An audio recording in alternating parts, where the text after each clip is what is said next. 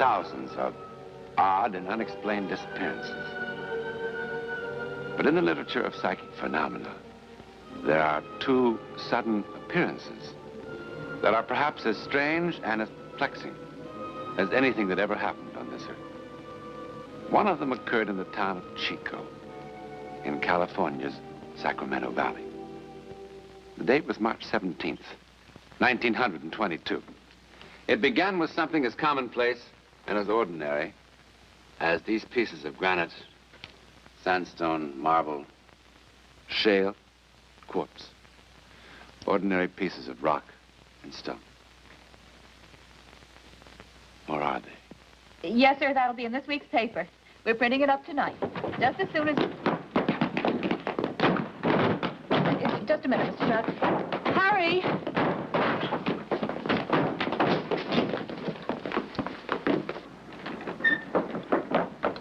You'll be sure to stand on the porch roof. Here they come again! Frank! Frank! Frank! Frank! Frank!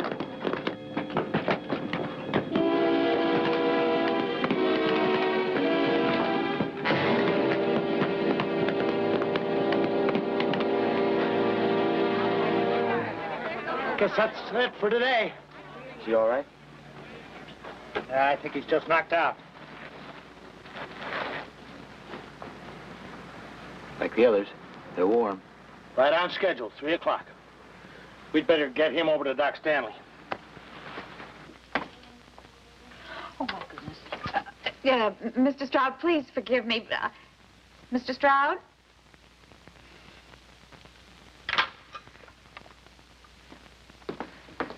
How's Frank? He'll be all right. Harry?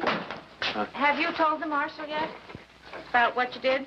Well, there's no sense getting him riled ahead of time. You know, when all those people start arriving in town, he's going to go sky high, Harry.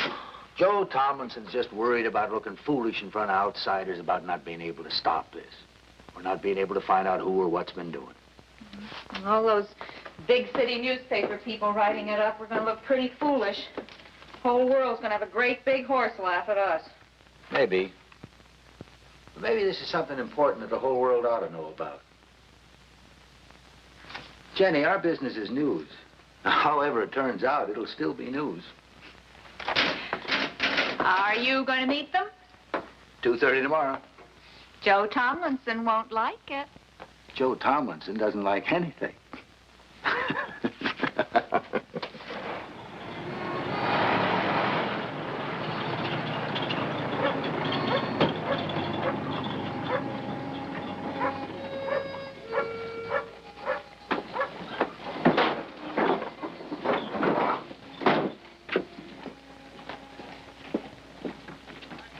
Is this the place they come down, Mr. Cole? For the last 3 days, yes. But you still don't believe me, do you? Oh, I imagine there's some stones coming from somewhere. I just don't think you're foolish enough to believe there's anything strange about it. You think this is a hoax, too? Well, let's say I'll have to be shown. Folks in Los Angeles like to read about this sort of thing, so whatever happens, I'll write about it, but I'll write the truth, Mr. Cole.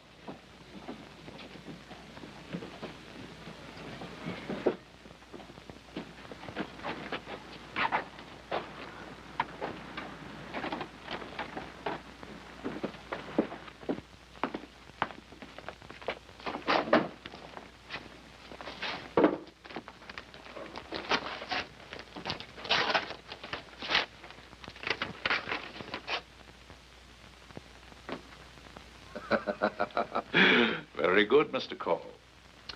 You've got a fine sense of theater. All the props in the right places at the right time. Listen to this, Bradley. Harry Call, editor, Chico Chronicle. Dear sir, this is to inform you that I am the one who's been causing the stones and rocks to fall on Chico. To prove it, I will make them fall again tomorrow at exactly 3 o'clock and exactly where they fell today. And since I have repealed the law of gravity, I will have some of them float down from the sky and sign the ghost. It's rather amateur theatricals, I'm afraid, Mr. Call, the ghost. In the past 10 months, many people have come forward claiming to know who or what was responsible. Now, many of them were anonymous. Well, now you've got your answer. It's a ghost. I assume there are cranks all over the world, Mr. Towers, even in San Francisco. I merely thought, as a newspaper man, gathering information on a story, you would be interested in seeing that note. Oh, I'm interested. I'm very interested, Mr. Cole, to see just how far you'll go to try to sell us this bill of goods. I'm not sure how they do things in the big city. But here, while I try to approach gathering news with a healthy skepticism, I hope I do it without arrogance or a smart alecky know-it-all attitude. Very well put, Mr. Cole. Don't you think so, Towers? See, you got visitors, Harry. Hi, Joe. It's the town marshal, gentlemen, Mr. Joseph Tomlinson. This is Mr. Towers of the San Francisco... Yeah, I know who they are. You don't seem very happy to see us here, Marshal. No, I'm not. I think this is strictly a local affair. It's nobody else's business. How do you know that, Marshal? What? Well, I mean, unless you know who or what is responsible, how do you know it is local? What else can it be? Well, I'm sure you've been trying to find out for the past 10 months. Sure, naturally. Well, Chico isn't a very large town. If somebody is launching stones with some sort of catapult, I'm sure you'd have discovered him by now. If it's really happening. Don't you see, Bradley, it couldn't be anything else. There are no hills around here. Those stones come straight down from nowhere. Sure they do. Where's the highest spot in town, Marshal? The roof of Torrey's warehouse up on High Street. Can we go up there? Certainly. Well, that's where I want to be at 3 o'clock. With field glasses. That's Harry Call's place, huh? Yeah.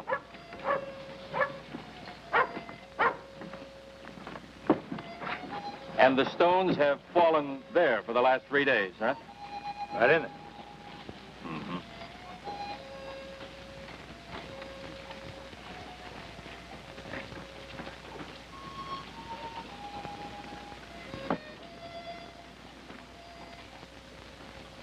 Well, they could easily have been thrown from here with some sort of machine.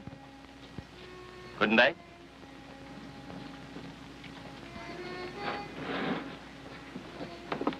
Bradley, let me tell you something. The last 10 months, those rocks have fallen just about every place in this town. At all sorts of different hours, day and night. And plenty of those times I've been right here with those glasses. But like Call said, they always fall straight down.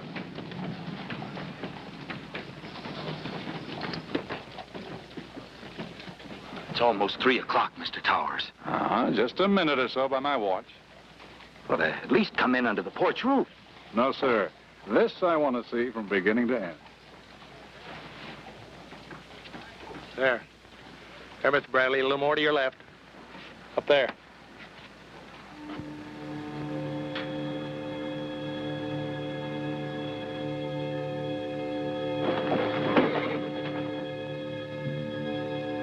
They are.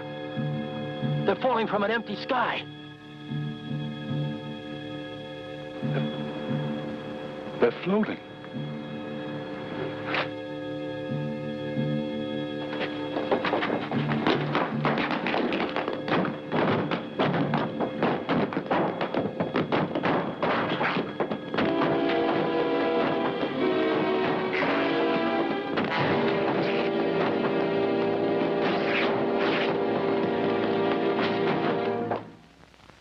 The man who wrote this note, who signed himself the Ghost, was never heard from again. However, a young man who had come to Chico 10 months before, and who had been the subject of much conversation because of his odd behavior, disappeared suddenly on the same day. A nationwide search was made for him, but no trace of him or his invention was ever found. Who was he? Or perhaps, what was he? Because from the New York Times, printed in 1878, 44 years before the barrage of rocks began over Chico. On the 29th of August, a great number of small fish fell from the sky on the town of Chico, California, covering the roof of a store and falling in the streets over an area of several acres. They fell from a cloudless sky and were both freshwater and ocean varieties. And from the Monthly Weather Review of March 1885, a large object of very hard material weighing several tons, but defying analysis, fell from the sky in the town of Chico, California. Now, was the ghost, whoever or whatever he was, or is, responsible for all the strange goings-on in the sky over Chico? It certainly would be fascinating to find out. Just as it would be fascinating to find out more about a man named Charles Elton. The year was 1917. The place, just outside the private residence of a cabinet member of the United States government in Washington, D.C.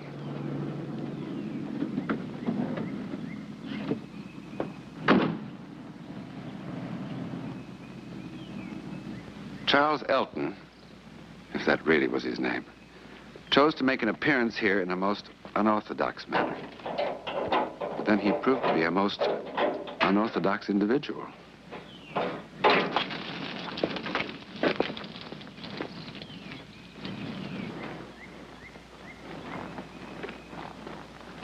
Your office, Mr. Secretary? No, there's a meeting at the State Department, 8:45. It's nearly that now, but let's not break any crosstown speed records. No, sir. I'm afraid you won't be able to leave just yet, Mr. Secretary. Who are you and what do you want? Just to show the Secretary something of great importance. Well, you better get out of here fast. Sir, you have a reputation for being a reasonable man. I'm sure you can see if you will notice this car is in no condition to take you anywhere. So you might as well let me fix it. Fix it. There isn't a gasoline station around for at least a mile. Which is precisely why I chose to empty your gasoline tank here. Mr. Secretary, please forgive my methods. But after waiting in your outer office 4 days in vain... There may be enough gasoline in the lines to get to a gas station.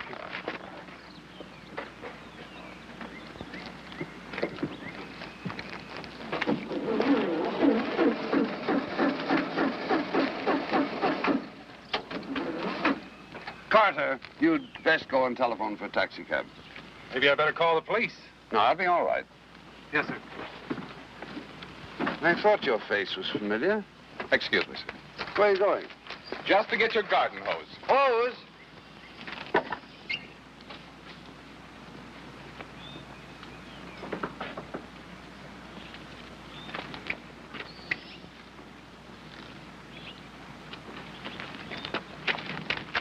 Here, what are you doing? Fixing it so you can drive to the State Department. Great Scott, man, you'll ruin the motor with water. Just water, yes. Well, do you think I sprinkle my lawn with gasoline? Mr. Secretary, please, relax. I assure you I'm not harming your high-powered engine in any way. There. That ought to do it.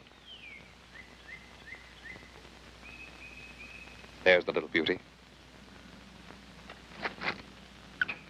So, now for a moment to allow for the effervescence to distribute the chemical throughout the water. And then, you'll want to watch this, Mr. Secretary.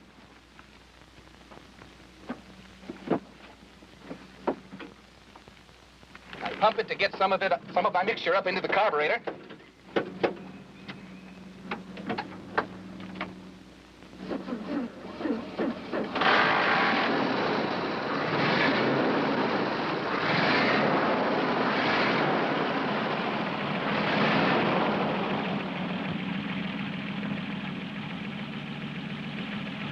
Get in, Mr. Secretary. I'll have you at the State Department in 3 minutes.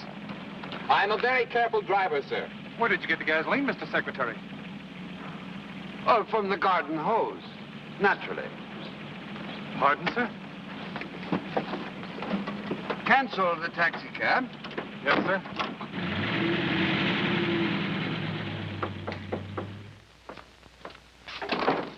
Good evening, Mr. Good evening, Commander. Good evening, gentlemen. Secretary? Nice to see you. Gentlemen, this is Mr. Charles Elton. Commander Phillips, Colonel Willis, Mr. Garner. Each an expert in his own field. Mr. Elton, gentlemen, may very possibly have made the most important discovery since the development of the internal combustion engine. If he has what he appears to have, it would, to say the very least, accelerate the growth of world economy at an unprecedented rate, and aid greatly in giving the Allied war machine complete and overwhelming superiority. Where is this miracle, sir? Right here. I'm not surprised that you wonder, gentlemen. I could very well have been duped, but that's why we're here, to find out. Is that the engine, Commander? Yes, sir. Now, you're absolutely certain that the tank is empty, and that it has never at any time contained any fuel whatsoever. Absolutely, sir. Good. Colonel, did you get the water? Oh, yes, Mr. Secretary. Where did you get it? I picked it up at the corner grocery store, sir. Oh, fine. Now, is there a clean glass handy? Oh, yes, sir. Right here. Good, thank you. Would you pour some water in here, please, Colonel?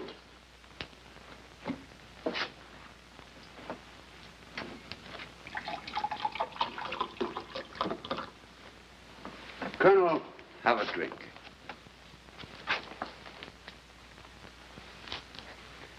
What's it taste like? Like water, sir. Just plain, ordinary water, nothing added? I'm sorry to say not, as far as I can tell. Mr. Garner.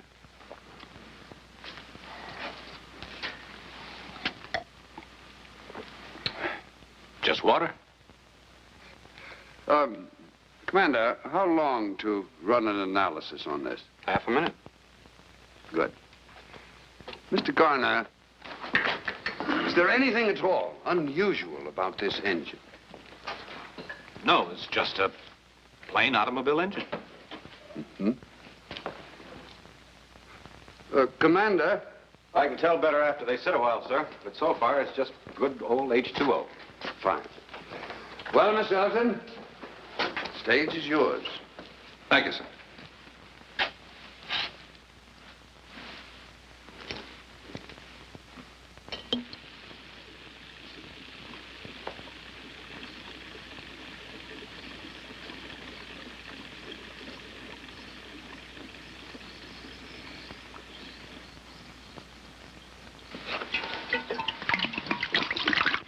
What are you doing?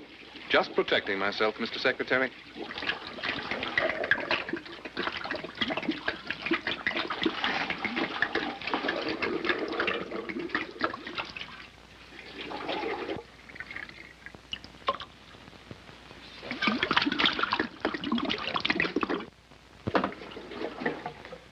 Just enough to prime it and run the engine for about a minute. One provision, Mr. Secretary. Yes. You must permit me to consume every drop of the fuel. Well, sir, all the elements I use can be found on this planet.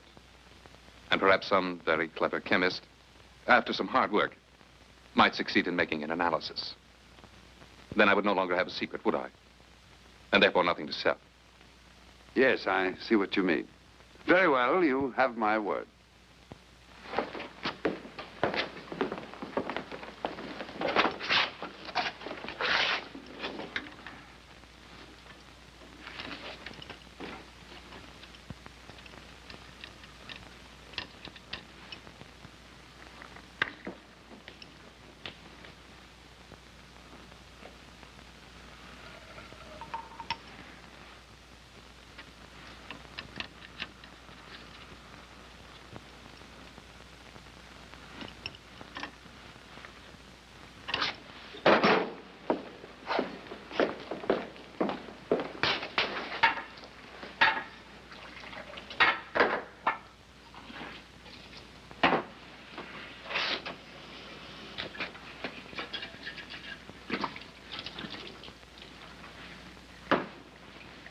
Very well, gentlemen. Someone can start the engine. Mr. Garner? But, Mr. Secretary, if you'll forgive me, there can only be one possible result. Water vapor and an internal combustion engine are incompatible. You'll simply ruin a perfectly good engine. That is a risk that I feel we can afford. Very well.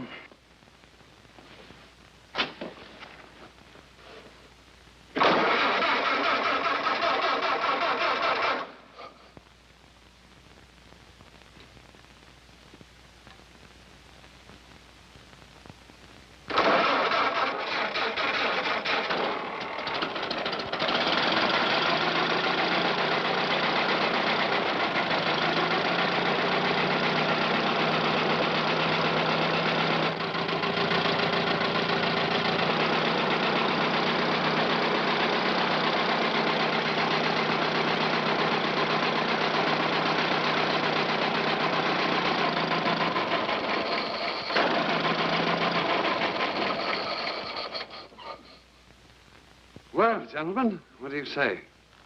There's only one thing you can say. It's impossible. It completely defies the whole theory of internal combustion. Well, unless I'm dreaming, this will do everything you said it would. Unless we're all dreaming the same dream. Well, how much do you want for your formula? $10 million.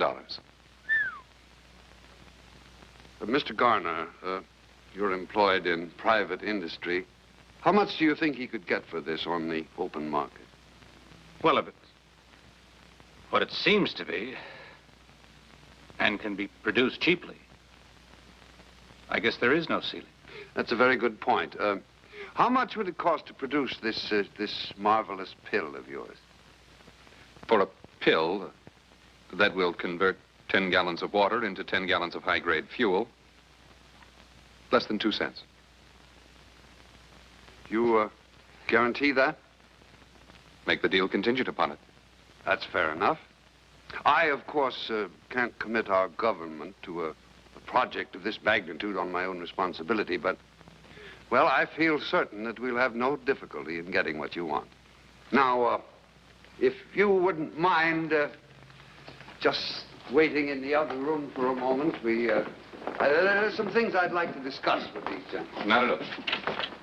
I'll be with you in a very few moments. Take your time, Mr. Secretary. Well, gentlemen, I'm not an expert on these matters. I leave that to you, but I know I'd hate to present this matter to the president and have it explode in my face. Well, nobody's an expert on that stuff, except your Mr. Elton. You took every possible precaution, sir. I know one thing. There was no drop of fuel of any kind in that engine until he poured his mixture in. Mr. Garner, you're a very cautious man. Would you care to express an opinion? Man enough to be a complete fool to believe what we just saw. But I believe it. There's no other choice. Well, gentlemen, that's good enough for me. Mr. Elton, I'm glad to... Mr. Elton? Mr. Elton? He's gone. And he was gone. He had completely vanished.